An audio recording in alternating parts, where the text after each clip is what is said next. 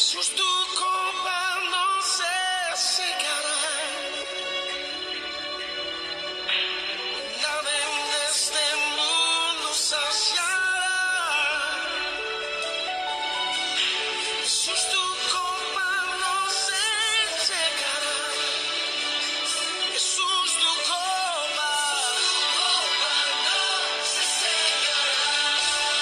No se secará. Tu presencia es el cielo para mí, para mí, para mí. Tu presencia es el cielo para mí. Oh,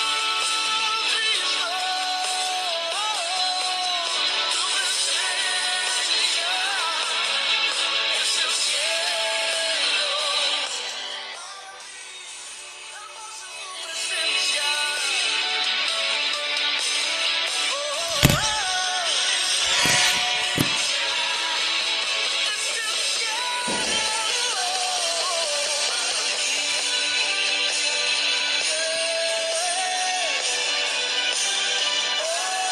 para mí.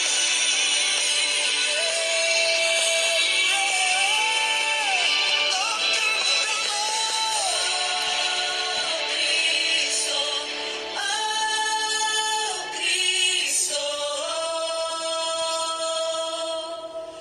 tu presencia. Tu presencia es el cielo para mí, oh Cristo,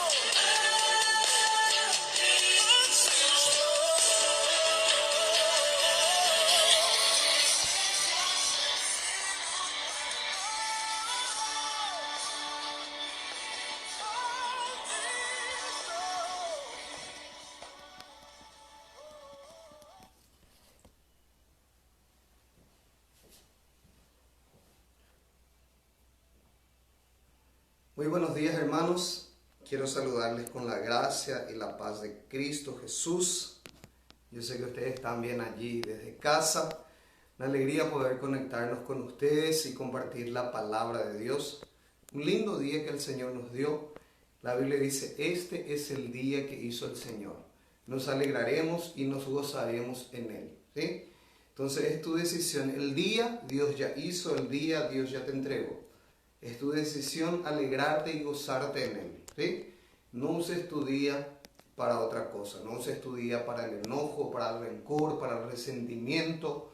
Usa tu día para alegrarte en el Señor. Disfruta aquello que Él te dio. Te dio una familia, disfruta de tu familia. Te entregó algo en tus manos, confió algo en tus manos. Disfruta de aquello.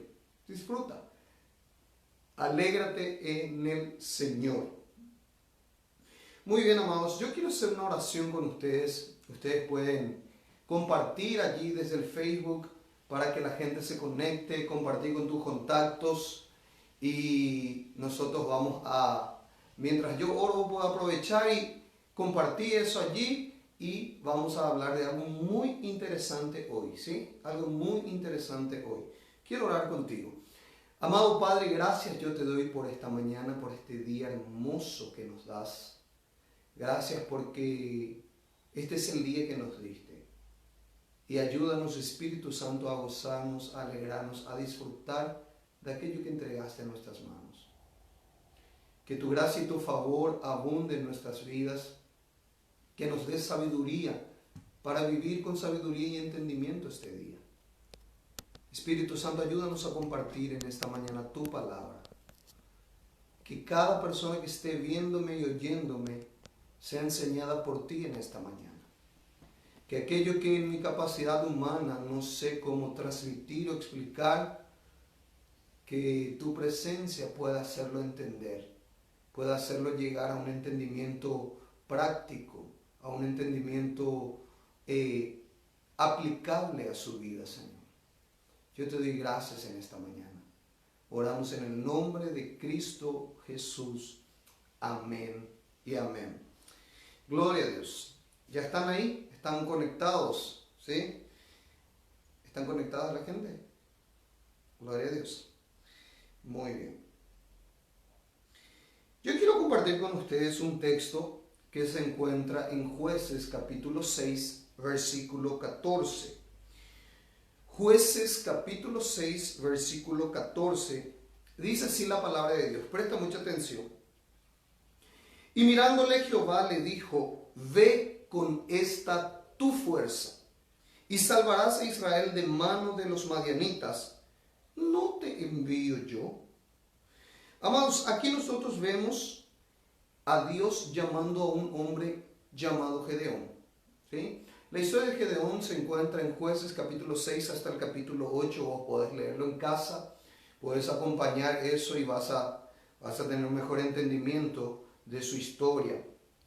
Pero aquí, en este versículo leído, vemos a Dios llamando a este hombre llamado Gedeón y le dice, en un momento muy difícil de su nación, un momento muy complicado, ya vamos a ver cómo estaba la nación en ese entonces, y Dios le dice a este hombre, Gedeón, varón esforzado, varón valiente, le dice, ve con tu fuerza y librarás a tu nación, librarás a tu pueblo de mano de los enemigos, de mano de los madianitas. ¿Ok? Eso es lo que Dios le dice. Llama a Gedeón, y lo llamativo de este llamado es que Dios le dice, ve con tu fuerza. ¿Ok? Por eso el título de mi mensaje hoy es, ve con tu fuerza. Vamos a aprender un poco con Gedeón. ¿Ok? Gedeón estaba librando una batalla interna y externa. Gedeón tuvo que asumir una postura ante este llamado. Y tal vez vos y yo estamos delante de realidades, de situaciones, de circunstancias, y necesitamos aprender con este hombre de la fe. Necesitamos aprender con este hombre que debemos encarar lo que nos toca con nuestra fuerza. Ve con tu fuerza, Dios le dijo. Y ya en el percorrer de este mensaje yo voy a mostrarte cuál es tu verdadera fuerza. Para que en el momento de encarar lo que debas encarar, cuando en el momento de afrontar la batalla que te toque librar, de posicionarte delante de la vida, delante de las adversidades, delante de las circunstancias, te posiciones con tu fuerza, pero la fuerza a la que Dios se refiere. Y vamos a entender hoy, en esta mañana, eso. Ahora, ¿cuál era la radiografía de la nación de Israel en aquella época? Los israelitas, según Jueces capítulo 6, 7 y 8, los israelitas estaban en un momento difícil de su historia. Los madianitas, un pueblo extranjero, les tenían cautivos por 7 años. 7 años estando cautivos, estando bajo una realidad, bajo una circunstancia. ¿Y cuál era la condición o la radiografía de esa nación? Los israelitas, dice la Biblia, que se hicieron cuevas en los montes, en las cavernas, vivían escondidos, vivían con miedo del enemigo. Esos 7 años habían bastado para hacerlos vivir con miedo. Algunos abandonaron su casa o construían cerca de las cuevas, cerca de los montes, para ocultarse del enemigo, para salvaguardar su vida, para seguir sobreviviendo. La Biblia nos muestra que los israelitas en aquella época de Gedeón sembraban y a la hora de cosechar venían los enemigos y robaban toda la cosecha, destruía toda la cosecha. Usted puede imaginarse planificación, ejecución de esa planificación, sembrar, regar, cuidar, ve que va floreciendo el árbol, la planta, va produciendo una cosecha, va produciendo un fruto. Llegó la hora de cosechar y llegaba el enemigo y destruía todo. Así vivían en tiempos de Gedeón. Los enemigos destruían los frutos de la tierra, no dejaban nada para comer, llevaban los animales, destruían la cosecha de lo que ellos habían sembrado. Era un momento terrible, la tierra quedaba devastada. Los hijos de Israel, según el relato de Jueces, empobrecían por causa de sus enemigos. Esa era la radiografía de la nación cuando Dios se presenta, el ángel de Jehová se presenta a Gedeón y le dice, varón esforzado, varón valiente, ve con esta tu fuerza y librarás a Israel. Ese era el cuadro, ese era el panorama. Una nación destruida por sus enemigos, una nación que era robada de sus cosechas, una nación que empobrecía cada día más a causa de sus enemigos, una nación que no podía ni siquiera disfrutar de lo que sembraban. En medio de ese contexto de 7 años de opresión, Dios levanta a Gedeón para liberar a Israel. Y vuelvo a repetir, lo llamativo de todo esto, que Dios le dice, ve con esta tu fuerza. Ve con esta tu fuerza. Ahora, ¿cuál era la condición de Gedeón? ¿Quién era Gedeón? ¿Será que Gedeón era un hombre lleno de habilidades? ¿Será que Gedeón era un hombre adiestrado en la batalla? ¿Será que Gedeón poseía algunos dones sobrenaturales, por lo cual Dios le había dicho, ve con tu fuerza? ¿Qué era lo especial que tenía Gedeón? ¿Cuál era la habilidad especial con la que él contaba? Seguramente tenía alguna característica especial. Seguramente tenía alguna cualidad que ningún otro tenía. Seguramente se destacaba en algo que otros no poseían. Pues al final de cuentas Dios le había dicho, ve con tu fuerza. Ahora, ¿cuál era la condición de Gedeón? Gedeón, cuando Dios le llama, él estaba sacudiendo trigo en el lagar. El trigo, para contextualizar de dentro de la época, se sacudía en la era, no en el lagar. El lagar era el lugar donde se pisaban las uvas. Y Gedeón, él estaba sacudiendo trigo en el lagar, en donde el viento no circulaba mucho, para soplar sobre el resto del trigo, para sacudirlo, para poder separar lo que servía de lo que no servía. Gedeón entonces estaba sacudiendo trigo en el lagar porque estaba con miedo de los enemigos, porque quería preservar su cosecha, porque no querían que los madianitas robasen lo que él había cosechado. Estaba sacudiendo trigo en el lagar. ¿Cuál era la condición de Gedeón? Gedeón no creía que Dios estaba con él. Cuando el ángel de Jehová se presenta y le dice, Gedeón, varón esforzado y valiente, el Señor está contigo. Ve con tu fuerza y librarás a Israel. Él oye esas palabras y dice, si Dios está conmigo, ¿por qué es que mi pueblo está padeciendo como padece? O sea, ¿cuál era la condición de Gedeón? Estamos viendo que él no tenía nada de especial. ¿Sí? No creía que Dios estaba con él porque solo veía la derrota causada por sus enemigos. Solo veía su condición actual, solo veía lo que sus ojos le informaban, que su pueblo año tras año era derrotado, que su pueblo año tras año era robado en sus cosechas, que cada vez se empobrecían más. Y cuando el ángel de Jehová se le aparece y le dice, el Señor está contigo, él dice, ¿cómo que Dios está conmigo? Dios no está conmigo, porque si Dios estuviese conmigo, no padecería mi pueblo como padece.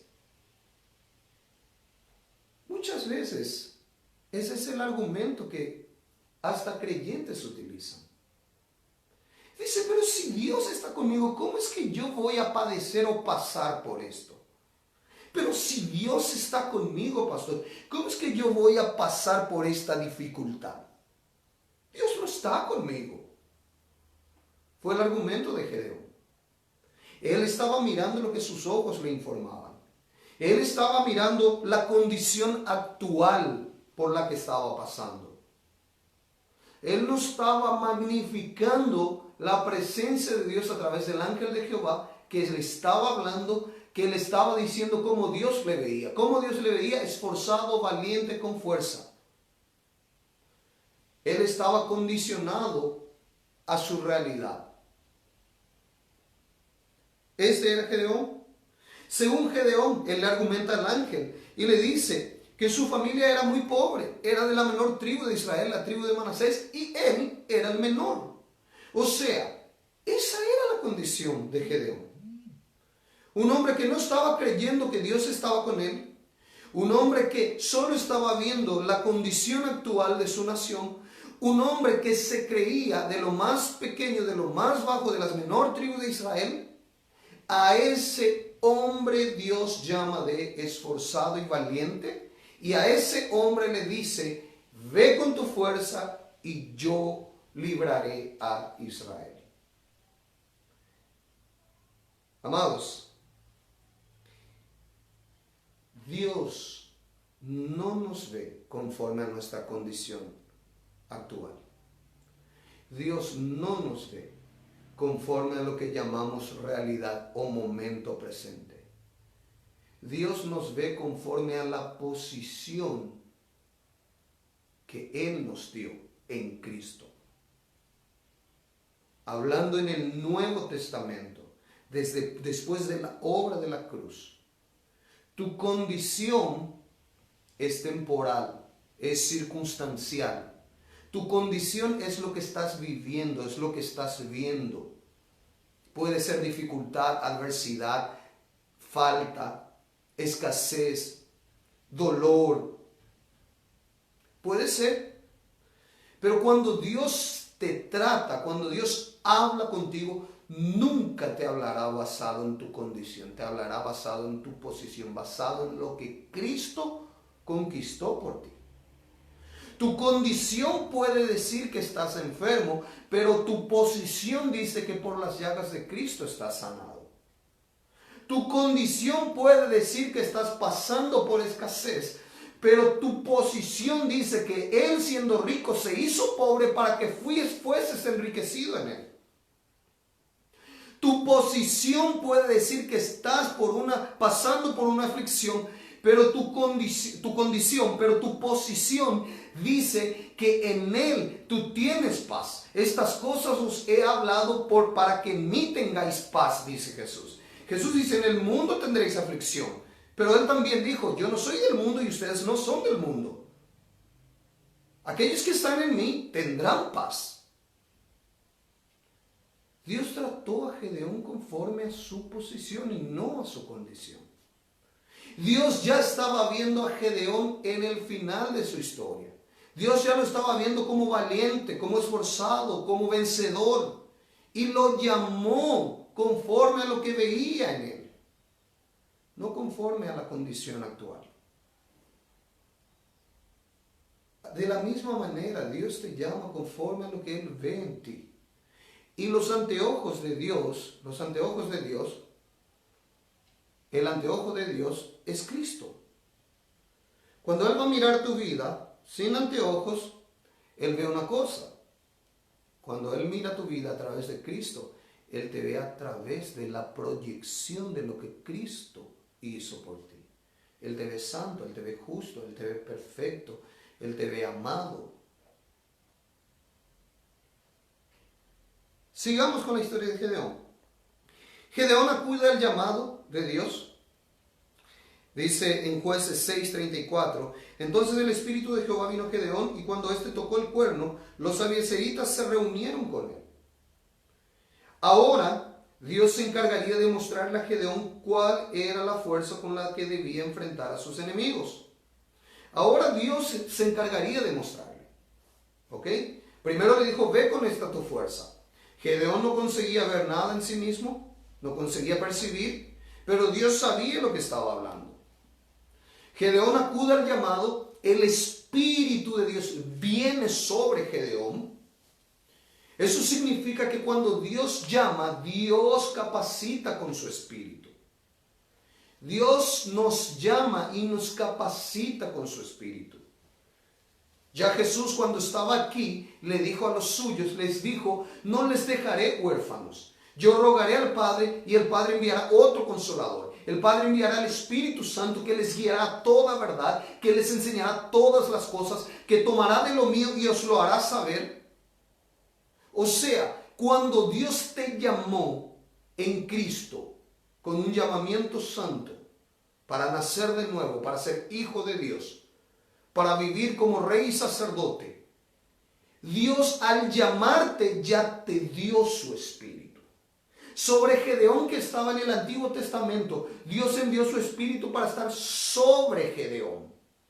Ahora Él envía su espíritu para estar dentro de ti. El Espíritu Santo está dentro de ti. Gedeón acude al llamado, el Espíritu Santo viene sobre él, porque la obra que él tenía que hacer no podía hacerlo sin el Espíritu Santo. Para enfrentar las batallas de la vida, para enfrentar las circunstancias que nos tocan, para vivir y percorrer el camino de esta vida, no podemos caminar solos. No podemos vivir basado en nuestra condición humana. Jesús dijo, yo les daré otro consolador. Yo enviaré al Espíritu Santo. Porque ese Espíritu Santo está dentro de ti, está contigo, para que no estés solo, para que no camines solo, para que nunca pienses que el poder de tu brazo te va a llevar a donde debes llegar. Gedeón acude al llamado y comienza la historia. Dice Jueces 7:2, y Jehová dijo a Gedeón, el pueblo que está contigo es mucho para que yo entregue a los madianitas en su mano. No sea que se alabe Israel contra mí, diciendo, mi mano me ha salvado. Fíjense aquí lo que aconteció. El Espíritu de Dios viene sobre Gedeón. Gedeón toca el shofar, la trompeta de cuerno de carnero, toca, y 32,000 hombres de batalla se juntan. Se forma el ejército de Israel por 32,000 soldados. Después del toque del shofar. Allí 32,000 personas se juntan. Gedeón ve todo aquello y dice, wow, qué ejército, qué gran ejército. Y Dios le dice, Gedeón, es mucho el pueblo que está contigo. No es con este pueblo que voy a derrotar a tus enemigos. Y Dios le deja en claro, le dice, no sea que se alabe Israel contra mí diciendo, el poder de mi fuerza, mi ejército ha hecho esto. O sea, Dios comenzó a reducir el ejército de Gedeón.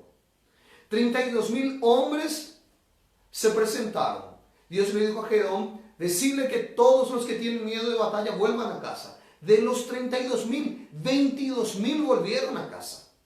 El ejército se redujo a 10,000. Ahí Gedeón dijo, ok, con 10,000 vamos a hacer algo, vamos a enfrentar la batalla.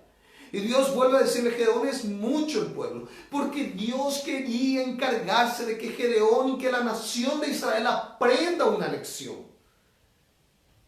Que la victoria dada por Jehová, la victoria dada por Dios a su pueblo, no sería basado en el poder de su ejército, en la habilidad de su ejército, en la capacidad estratégica de su ejército. No sería en el poder de la fuerza humana. Dios quería dejar esa lección. Por eso de los 32,000 quedaron 10,000. Y otra vez Dios vuelve a reducir el ejército y se quedan solamente 300 hombres. Solamente 300 hombres. Y ahí Dios le dijo a Gedeón, con estos 300 voy a darte la victoria. Para que vos tengas en cuenta, el ejército de los madianitas tenía 135,000 soldados. Ya con esos 32,000 iniciales era una batalla despareja. O sea, era una batalla de 32,000 contra 135,000. Ahí Dios reduce, quedó 10,000 contra 135. Más dispareja aún. Allí Dios le dice, quédate con esos 300.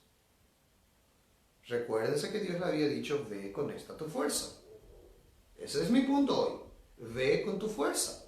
Pelea las batallas con tu fuerza. ¿Okay? Allí, con los 300 queda. Dios había dado orden a Gedeón que divida en 3 grupos de a 100 y que su instrumento de batalla sería una trompeta, una antorcha y sería una tea, un cántaro, una tea y una trompeta. Dios le había dicho eso. Y él dividió el ejército. Y en una cierta noche Dios le dijo a Gedeón, desciende el ejército enemigo. Fíjense lo que dice allí. Yo estoy leyendo Jueces capítulo 7, desde el versículo 13. Desde el versículo 13 en adelante. Dice así.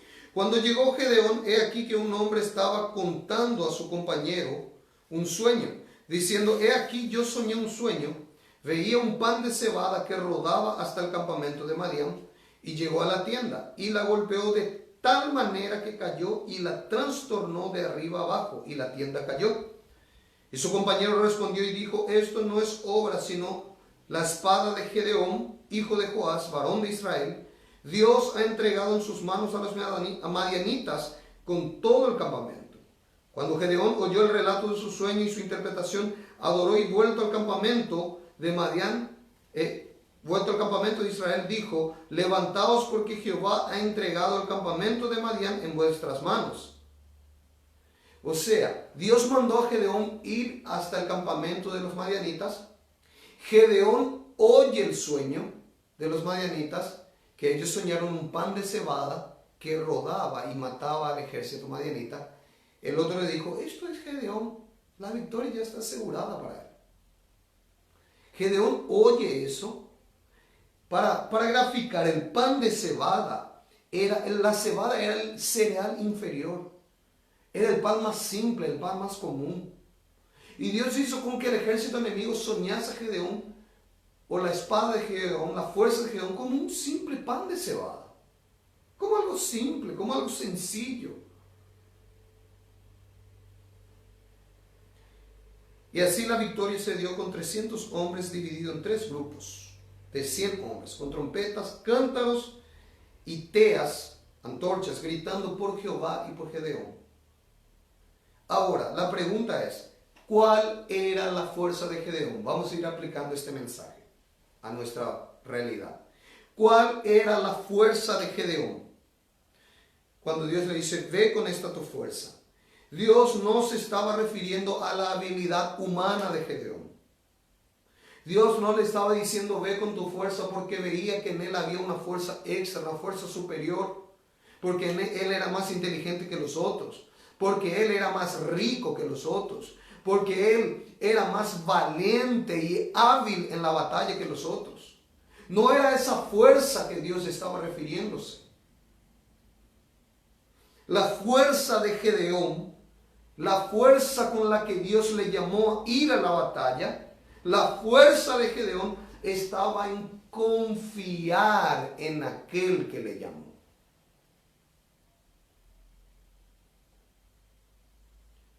De la misma manera, amado, Dios te dice hoy, ve con esta tu fuerza, ve con tu fuerza. Tienes que pelear la batalla de la vida, tienes que enfrentar este momento, tienes que enfrentar alguna situación, algunas circunstancias. Dios te dice, ve con tu fuerza. La pregunta es, ¿cuál es tu fuerza? Salmo 84:5 dice lo siguiente. Bienaventurado el hombre que tiene en ti sus fuerzas, en cuyo corazón están tus caminos. Tu verdadera fuerza es confiar en Dios. Tu verdadera fuerza es confiar en Dios. Amados, lo que se ve no es aquello que nos da seguridad. Lo que no se ve es más real, es más sólido. Por eso la Biblia nos llama a vivir por fe y no por vista. Lo que vos ves no es tan sólido como parece. Nunca puedes confiar en tu habilidad humana. No puedes colocar tu confianza en tu salario. No puedes colocar tu confianza en tu inteligencia. No puedes colocar tu confianza en tu experiencia de vida, por más buena que haya sido tu experiencia o por más de que muchas veces te resultó de manera positiva. Tu confianza no está en aquello que se ve. Aquello que se ve no es tan sólido como aquello que no se ve. Aquello que no se ve es la palabra de Dios. La Biblia dice en Hebreos capítulo 11, cuando habla de la fe, dice, De modo que por la fe entendemos que el universo fue formado por la palabra de Dios. O sea, lo que se ve fue formado por lo que no se veía. Lo que no se ve es creador. Lo que se ve es creación. ¿Cuál es más sólido? Lo que no se ve, porque lo que no se ve creó lo que se ve. Y vos y yo no podemos confiar en aquello que nuestros ojos ven. Por eso es que Dios le dice a Gedeón: Gedeón, ve con esta tu fuerza. Y Gedeón pudo haber pensado que su fuerza eran los 32,000 soldados, que su fuerza eran los 10,000 soldados que sobraron. Pero Dios le dejó muy en claro que su fuerza no estaba en el número de soldados que poseía. Su fuerza estaba en confiar en aquel que le estaba llamando para librar a su pueblo. Tu fuerza está en tu confianza en Él. Bienaventurado es el hombre que en Él coloca sus fuerzas, que en Él confía, que en Él está su refugio.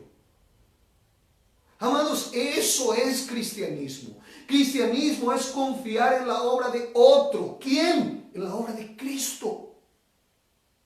No en lo que tus manos producen, no en tu desempeño, no en tu performance, no en lo que vos puedas producir. Tu confianza debe estar en el Señor. Bienaventurado es el hombre que en Él tiene sus fuerzas. Lo que no se ve es más real de lo que se ve. Con esta pandemia, con ese tiempo de cuarentena, quedó muy claro que aquello que vemos, que aquello en lo cual colocamos nuestra confianza, en unos días puede esfumarse, desaparecerse. No podemos colocar nuestra confianza en eso. Nuestra confianza debe estar en Dios. Tu proveedor, tu fuente, no es tu trabajo, es Dios. Es Dios. Dios es mayor que tu trabajo.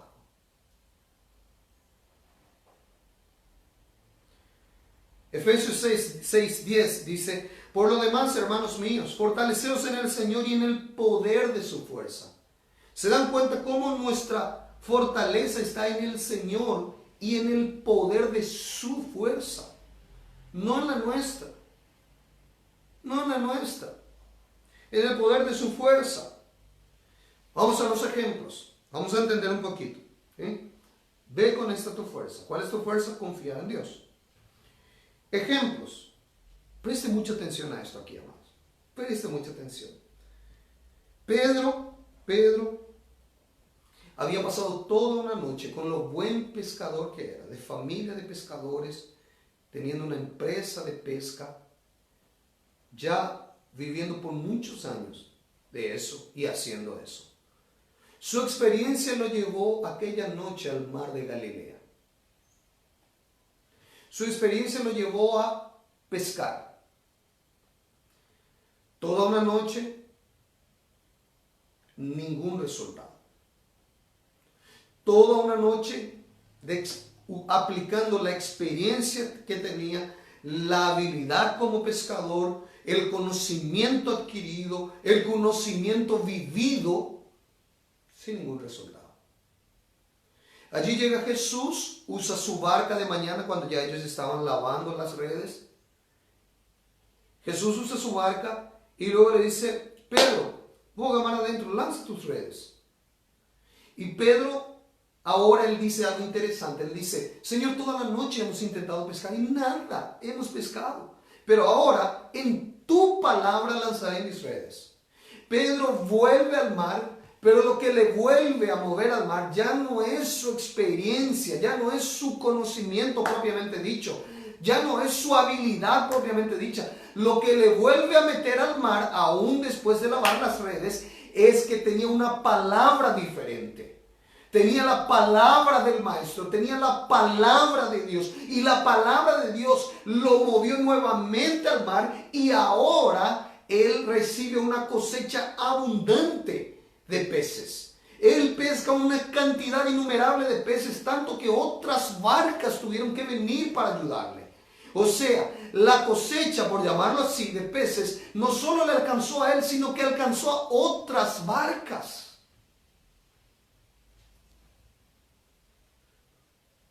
Cuando Pedro colocó su confianza en la palabra y no más en su fuerza de pescador. Ve con tu fuerza. Ya no más en su habilidad de pescador. El resultado fue diferente. Y aquí quiero dejarte una joyita. Después de esa pesca, él llega arrepentido y se postra delante de Jesús. Y le dice, apártate de mí porque soy hombre pecador. Se queda tan tocado por aquella escena. Tan conmovido desde sus entrañas por aquello que pasó.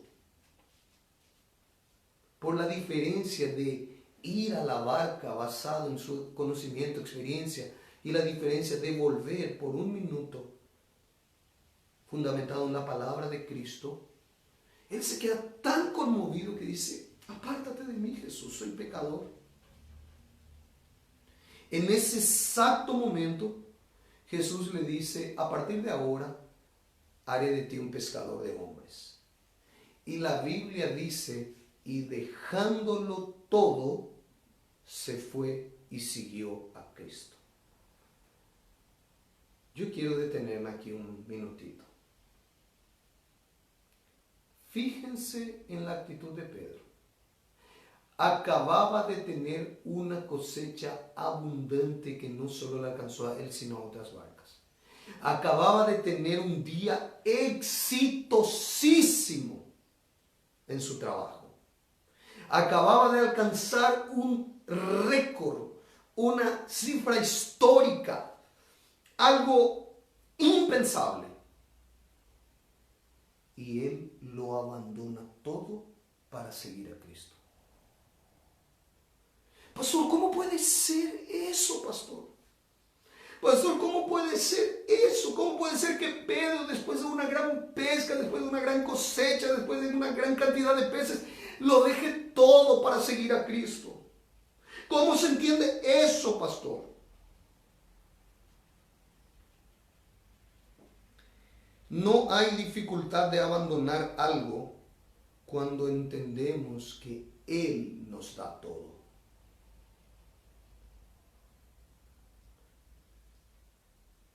No hay dificultad de abandonar algo cuando entendemos que Él nos da todo. Pero cuando pensamos que aquello que tenemos es producido por nuestro esfuerzo y nuestras obras, nos cuesta entregar y dejar.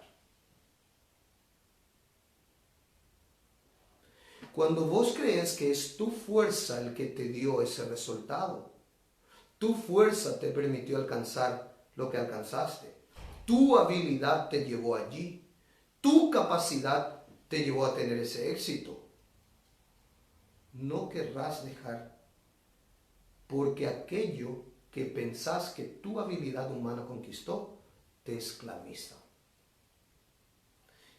Cuando pensamos que lo que tenemos es resultado de nuestro esfuerzo, lógica, intelecto, habilidad humana, ese resultado nos esclaviza. ¿Por qué es que Pedro lo dejó todo? Porque él entendió que aquella cosecha, quien había dado era Jesús, no era él, no era suyo, no era su habilidad, no era su experiencia. Amados, eso es vida cristiana. Cuando Jesús dice a aquel que quiere venir en pos de mí, tome su cruz, niégase a sí mismo, tome su cruz y sígame. Jesús está hablando de la rendición del alma, de la voluntad y del sentimiento de las personas.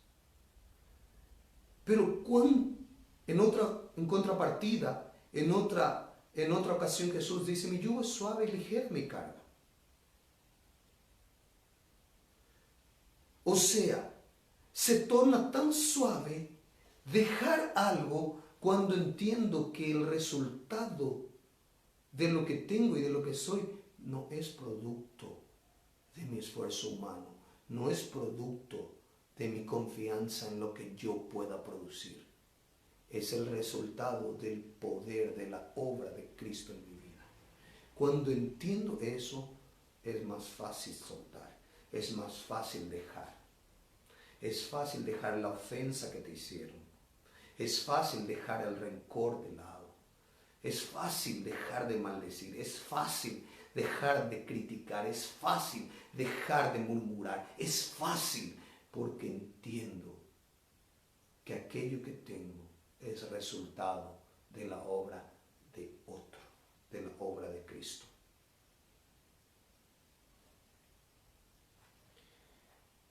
David vence a Goliat creyendo en Dios.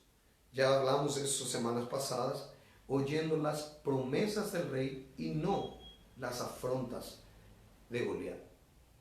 David estaba en el campo de batalla y dos voces tuvieron eco. Una voz, la confrontación de Goliat, causando miedo, mostrando y imponiendo su figura de gigante. La otra voz, la voz del rey que hacía promesas a aquel que venciera al gigante.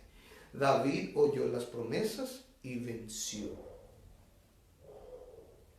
Tu fuerza no está en querer ser tan fuerte como el gigante para vencerlo.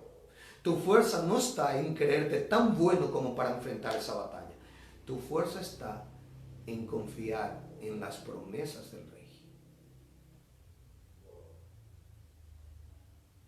¿Cuál es tu fuerza? La Biblia dice que Israel hizo caer los muros de Jericó por la fe. Fíjense aquí, Hebreos capítulo 11 dice que por la fe cayeron los muros de Jericó. Jericó era una ciudad intraspasable. Jericó era una ciudad imponente, con muros fortificados. Era el escudo de aquella ciudad, era la gloria de aquella ciudad.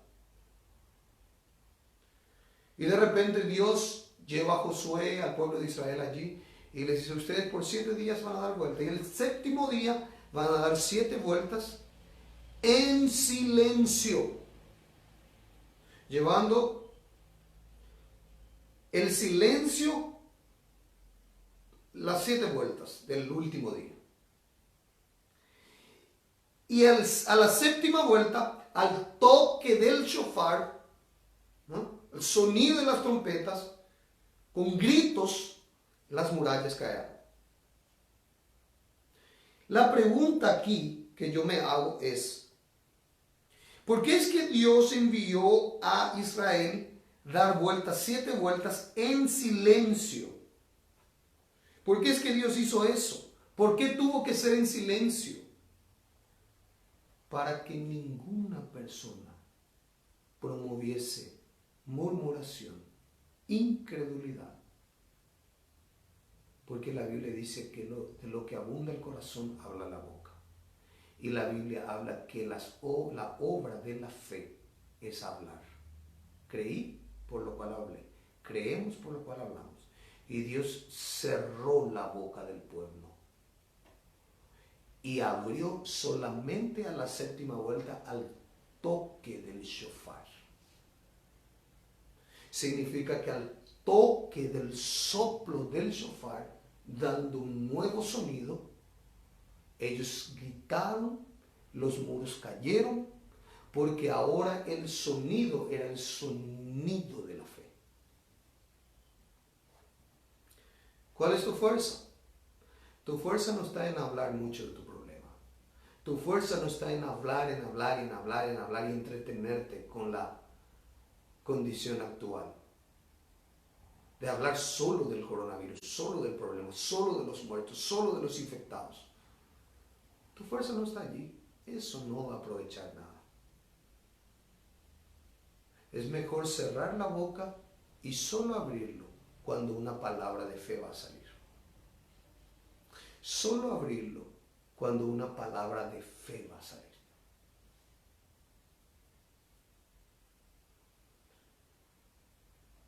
Así las murallas de Jericó cayeron por el sonido de la fe.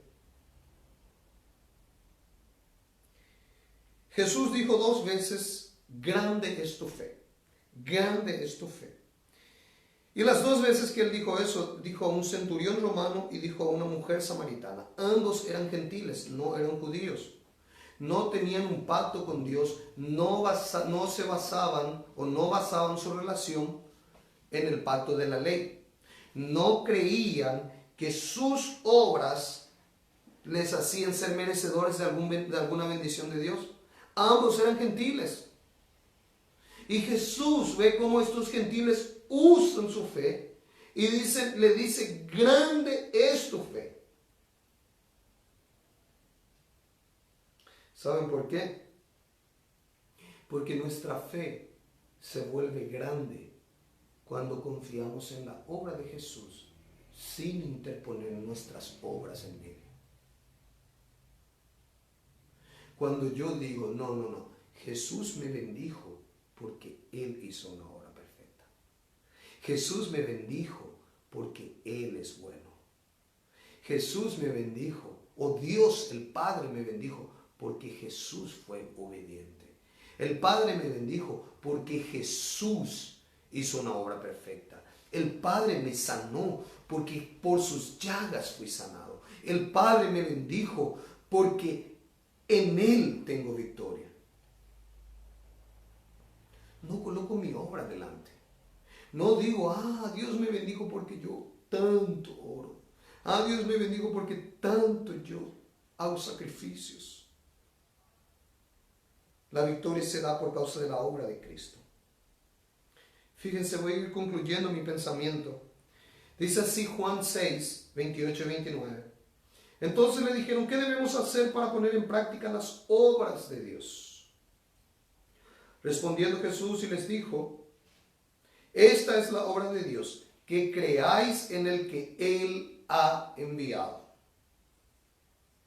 Fíjense, Jesús recibió una pregunta plural. ¿Sí? ¿Qué debemos hacer para poner en práctica las obras de Dios? Si esa pregunta fuese hecha a un predicador, a un ministro, a un líder religioso, probablemente la respuesta sería un montón de actividades espirituales. Le diría, bueno, vos tenés que orar más, vos tenés que ayunar, vos tenés que leer la palabra, vos tenés que sacrificarte más, vos tenés que... Un montón de preguntas, un montón de respuestas. Ante la pregunta plural de Jesús, de las personas, Jesús responde una respuesta. La hace en singular. Y dice, la obra de Dios. Diciendo que hay una principal. Haciendo de lado las otras. La obra de Dios. Esta es la obra de Dios. Que creáis en el que Él ha enviado. O sea, tu mayor obra es creer en Jesús. Tu verdadera fuerza, mi hermano, mi hermana, es creer en Jesús. Tu verdadera fuerza es creer en Jesús. Un minuto de confianza en la obra de Cristo puede ser mucho más efectivo que horas de oración, que días de ayuno, que días de sacrificios. Un minuto confiando en la obra de Cristo puede ser mucho más efectivo que tus miles de obras cristianas. No confíes en tu obra, confía en la obra de Cristo. Yo quiero ir cerrando esto diciéndote lo siguiente. Nosotros debemos confiar en la obra consumada de Jesús. La diferencia entre las religiones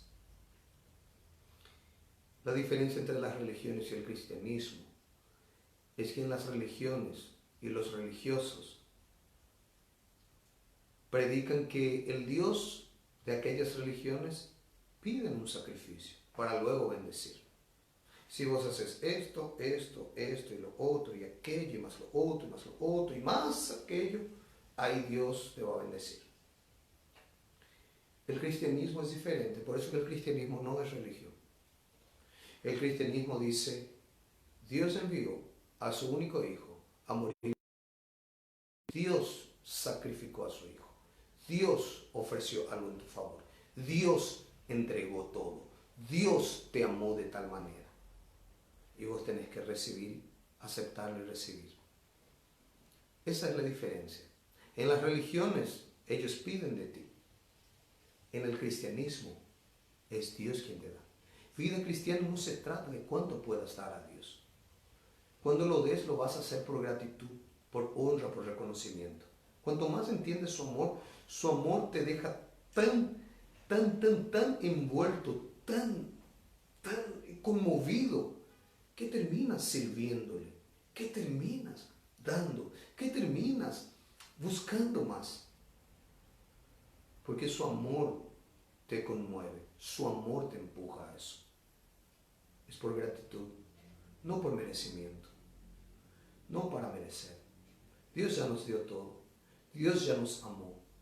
Dios, dice la Biblia, si no escatimó a su único hijo, sino que lo dio por todos nosotros, ¿cómo no nos dará también todas las cosas? Dios ya nos dio todo. Dios ya nos dio todo. Y yo quiero dejarte esto último, ahora sí. Hay muchas personas que pueden decir, pastor, pero yo ya hice esto, yo ya hice lo otro, yo ya hice aquello, yo ya hice, colocan y no acontece nada. Tal vez vos seas una de esas personas.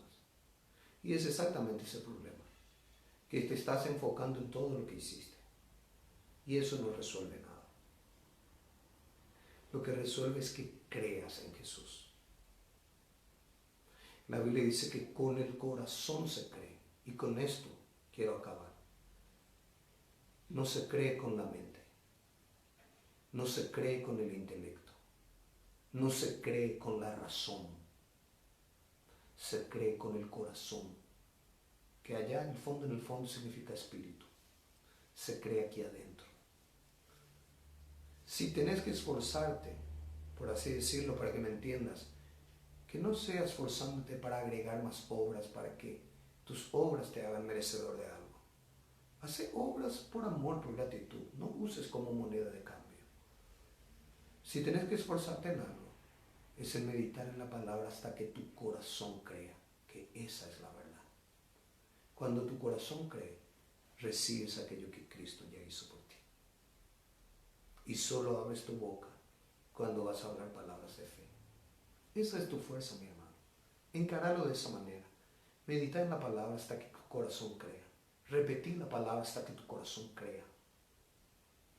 Allí está tu victoria. Allí está tu victoria. Un minuto de confianza en la obra de Cristo vale mucho más de lo que puedas hacer pensando que aquello que haces te hará ser bendecido. Un minuto en que tu corazón crea en la obra de Cristo. Como aquella mujer de flujo de sangre. Ya hizo de todo, ya gastó todos sus recursos, pero dijo, yo sé que si tan solamente tocara su mano, seré sana. Esa fe le hizo dejar de padecer 12 años de sufrimiento. Tu confianza debe estar en Cristo. Yo quiero orar por ti. Amado Dios, gracias te doy en esta mañana. Gracias, Padre. Gracias por tu amor y tu fidelidad. Gracias por tu favor. En esta mañana, Señor, yo quiero pedirte, Espíritu Santo, ayúdanos. Ayúdanos a vivir la vida cristiana confiando en la obra perfecta y consumada de la cruz. Ayúdanos a confiar en Cristo, a colocar nuestra fe en Él y no en nosotros, a colocar nuestra fe en lo que Él hizo y no en lo que hagamos. Te necesitamos, Espíritu Santo. Queremos vivir la vida de fe real, genuina y verdadera. Que cada hermano y hermana que esté oyéndome, viéndome, aprenda a vivir la vida de fe. Aprenda a vivir confiando en la obra consumada de la cruz. Señor, yo bendigo la vida de cada persona que está del otro lado, cada familia, cada miembro de la Iglesia Comunión Cristiana Abba. Que tu gracia y tu favor esté sobre ellos. Que tu presencia, Espíritu Santo, los lleve a disfrutar de cada día de esta semana, alegrándose y gozándose en el Señor, abriendo la boca solamente para hablar palabras de fe, para hablar lo que creen. Que así sea, Padre. Gracias te doy, porque esta semana ya es bendita en Cristo Jesús. Amén y amén. Amados, les enviamos un enorme abrazo. Que la gracia y el favor de Dios sigan multiplicándose en sus vidas